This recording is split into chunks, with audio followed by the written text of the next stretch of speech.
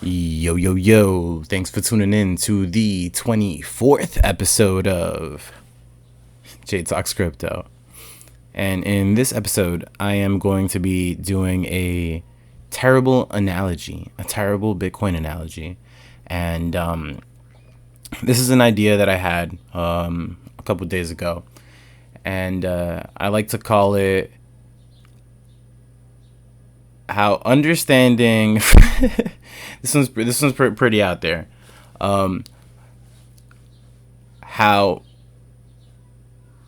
the PlayStation port of Resident Evil 2 to N64 helps us understand Bitcoin.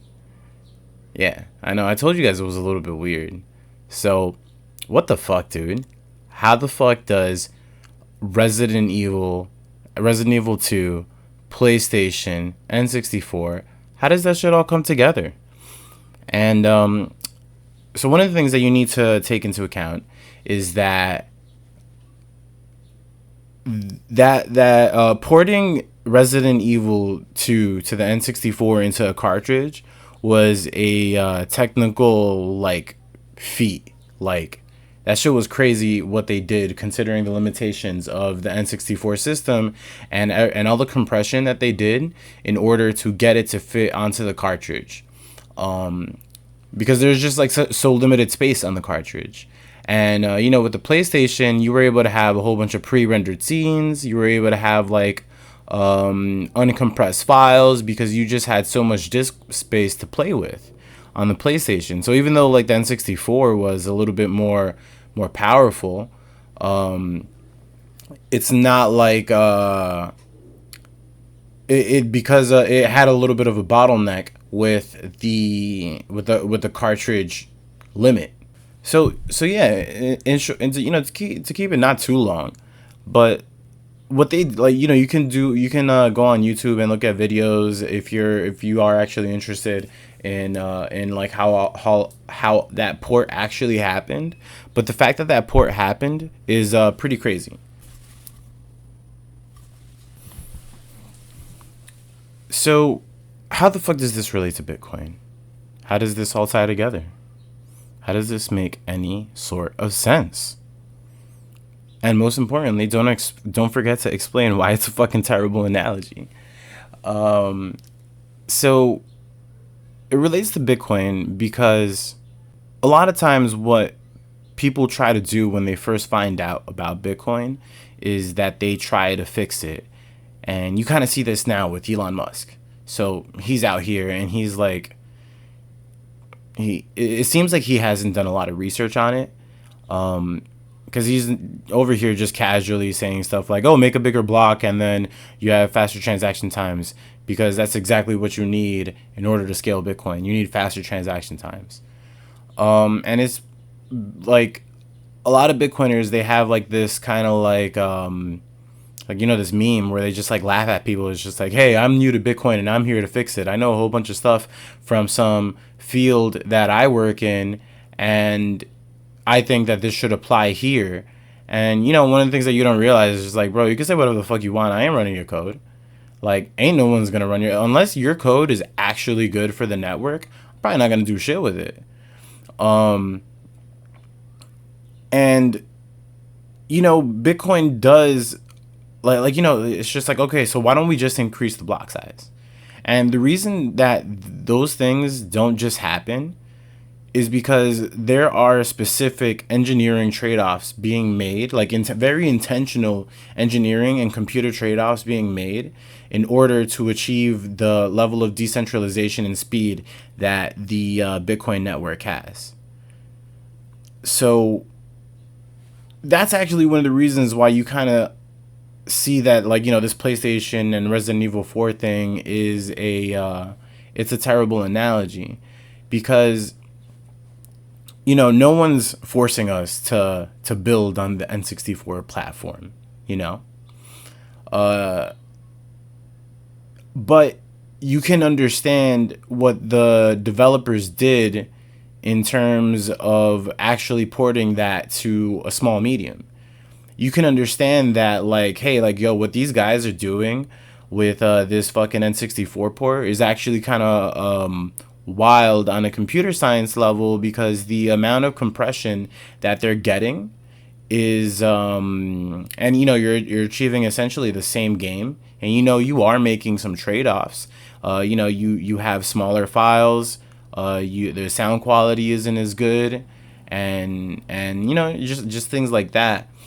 And those are trade-offs that you had to make using from going from the PlayStation to the N64 for that game Resident Evil 2.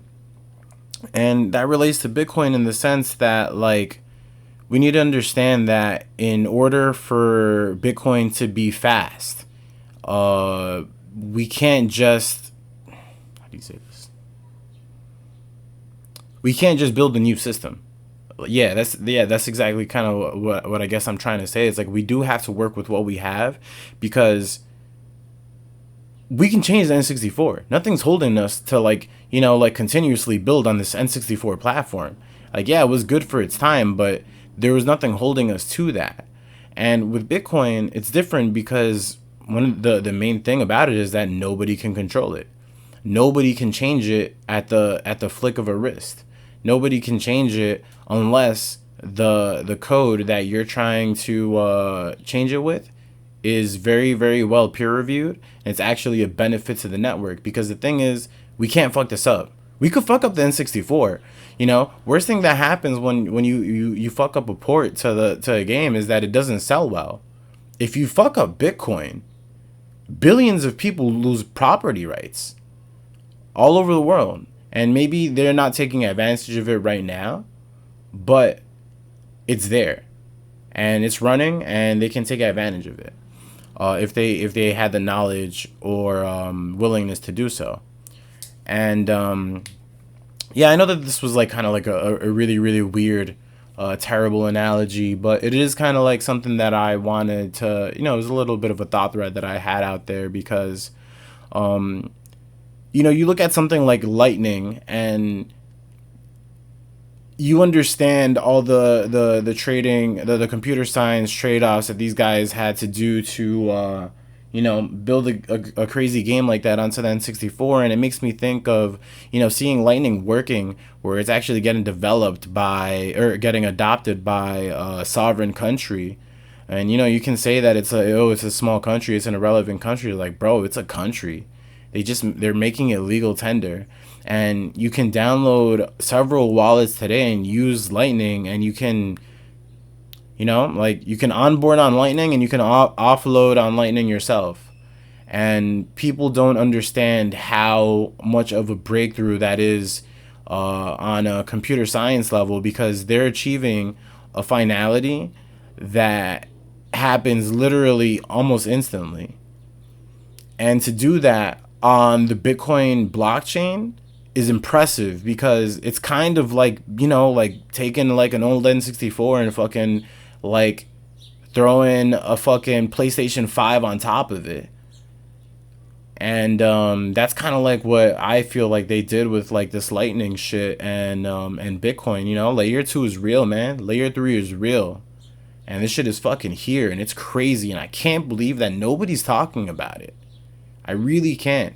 And I'm hoping that maybe if I use these shitty analogies with things that normal people understand a little bit more, that maybe it'll help them take a look into Bitcoin and take it a little bit more seriously.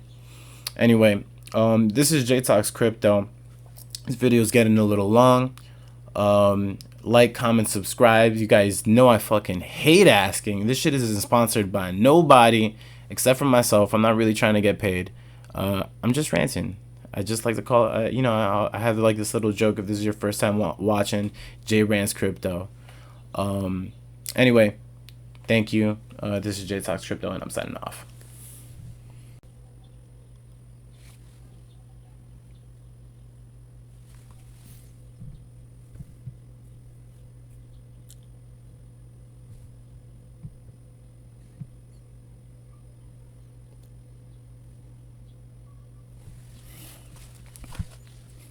It took a really long time to do that, right? This is what I do it for a thumbnail, and for some likes, and for a comment. And guess what? Guess what, guys? I don't know where I put it. I don't know where I put it. It should be around here. Anyway, I can't find it, but I am doing an open dime giveaway. If you at I believe 1,000 subscribers, we're gonna be giving away an open dime. I say we, and I'm just like, it's just me. It's just me. I don't know why I'm saying we. It's just me, and I upgraded my tripod. It's no longer a $15 tripod. It's now a nice tripod. I got it for my birthday. Thank you. You know who you are. And yeah, so it's not, I don't know why I say we. That shit is mad weird, but bueno.